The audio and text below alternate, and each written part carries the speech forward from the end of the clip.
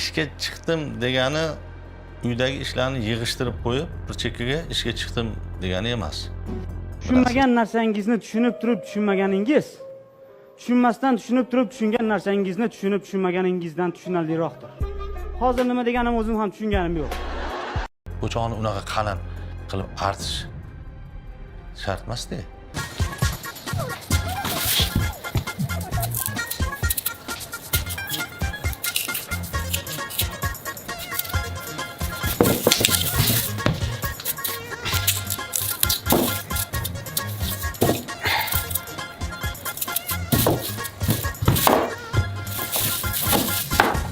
Uni ustiga keyin haligi go'shtni ham sal tejab ishlatamiz endi.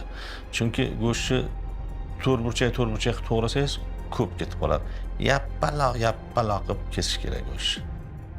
Uni bilasiz-a? Ana bu ishing boshqa. Endi o'zingga o'xshading.